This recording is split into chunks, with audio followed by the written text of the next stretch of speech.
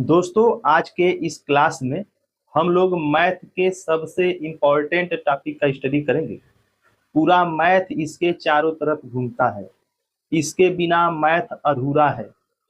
उस टॉपिक का नाम है बहुपद यानी पॉलिनॉमियल।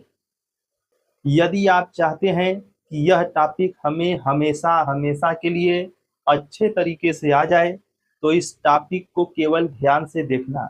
आपका बेस चाहे जितना भी कमजोर क्यों ना हो, मैथ आपको नहीं भी आता होगा तो मैं इस तरीके से सिखाऊंगा कि एक बच्चा भी समझ जाएगा। आपको करना क्या है, वीडियो को अंत तक पूरा देखना है। हम लोगों के साथ स्टडी करने आए हैं छोटू। धीरे धीरे छोटू की भी स्थिति बदल रही है। पहले से अब इनका बेस थोड़ा मजबूत हो गया है। चेहरे पे थोड़ी सी मुस्कुराहट आ गई है। आप इनके हाव भाव से भी समझ सकते हैं। आज देखिए मैथ का चंदन भी लगाए। अब देखिए बहुपद यानी पॉलिनॉमियल। परिभाषा इसका क्या है? ऐसा बीजीय व्यंजक जिसका रूप a n x power n plus a n minus one x power n minus one plus a n minus two x power n minus two plus dot dot dot plus a one x plus a zero, जहाँ n ऋणोत्तर पूर्णांक हो तथा a n not equal to zero हो, उसे बहुपद कहते हैं। यहाँ पर देखिए शब्द क्या क्या नया नया आया है। बीजीय व्यंजक। अब देखिए बीजीय व्यंजक क्या होता है, इंग्लिश में इसे अलजेब्रिक एक्सप्रेशन कहते हैं। Algebraic expression. देखिए आप ये जो देख रहे हैं ना, जिसमें अंग्रेजी के अक्षर हो, अंक हो, ये सब बीजीय व्यंजक कहलाते हैं, यानी अलजेब्रिक एक्सप्रेशन। ये सब अलजेब्रिक एक्सप्रेशन है, ठीक है। और उसका रूप इस तरह से ए एन एक्स पावर एन, ए इस तरह का रूप इसका है। ये देखिए ये सब जो आपको दिख रहे हैं इसी के जैसा है। और कह रहे हैं ए एन क्या है? ऋणोत्तर पूर्णांक। ऋणोत्तर पूर्णांक को इंग्लिश में नॉन निगेटिव इंटीजर कहते हैं। वो क्या होता है, देखिए यहाँ पर। देखिए यहाँ पे जैसे जीरो है, वन है, टू है, थ्री है, फोर है, इस तरह से। इधर minus one, minus two, minus three, minus four, dot dot इधर। ये सब पूर्णांक हैं। ये सब नंबर पूर्णांक कहलाते हैं। लेकिन अगर आप इतना इधर का बात करेंगे ना, इसी को बोलते हैं ऋणोत्तर पूर्णांक, जो ऋण न हो।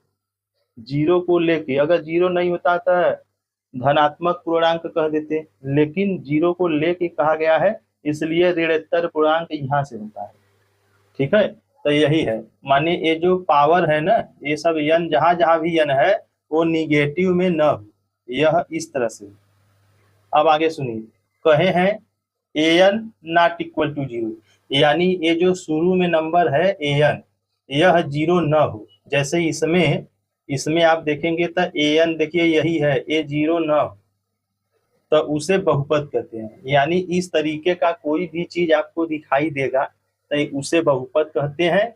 लेकिन ये शुरू वाला जीरो न हो और एन पॉजिटिव हो, जीरो भी हो सकता है, पॉजिटिव हो, निगेटिव न हो, ठीक है।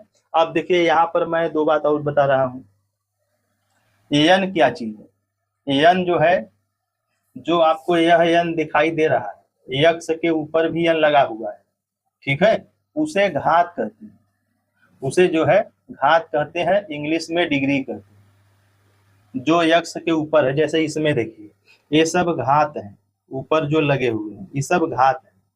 और a n minus one dot dot dot, इसको गुणांक कहते हैं, यानी कोफिशिएंट। ये क्या चीज है? यक्स के आगे जो जो नंबर है उनको गुणांक कहते हैं। यक्स के आगे जो जो भी नंबर है उसे गुणांक कहेंगे, ठीक है। जैसे यहाँ देखिए यक्स के आगे दो है तो ये गुणांक कहलाएगा। यहाँ पे देखिए पांच है, ये गुणांक है। तो ये भी चीज आपको जानना जरूरी है। अब देखिए इसमें ये बात आपको समझना पड़ेगा, घात क्या होता है, पद क्या होता है, पदों की संख्या क्या होती है, आगे बहुत काम देगा ये। देखिए घात क्या होता है, जैसे यहाँ देखिए इस एग्जाम्पल के माध्यम से, यहाँ देखिए ये बहुपद है, यह बहुपद है। क्यों? क्योंकि यक्स का घात जो है सब प्लस में है। यक्स का घात प्लस में होना चाहिए और होल नंबर होना चाहिए, पूरा पूरा होना चाहिए, दशमलव में न हो, माइनस में न हो, इस तरीके का। तो आप इसको बोल देंगे बहुपद। ठीक है, सबसे बड़ा नंबर जो होगा यक्स के ऊपर उसको जो है घात कहते हैं। जैसे इस बहुपद की घात 3 माना जाएगा, 3। अब देखिए यहाँ पे देखिए y के पावर 7 है, यक्स y के पावर 3 है, यहाँ y के पावर 7 है, यहाँ y के पावर 3 है, तो ये सबसे बड़ा नंबर है, तो यही घात कहलाएगा इस बहुपद की। अब इसमें देखिए यहाँ 5 है, यहाँ कुछ नहीं है तो 1 माना जाता है, यहाँ 10 है, तब बहुपद की घात 10 माना जाएगा। ठीक है, ये आप ध्यान रखिएगा, सबसे बड़ा यक्स का पावर जो होगा उसी को बोला जाता है घात। अब देखिए एक शब्द आया है पद, क्या होता है पद? पद क्या है?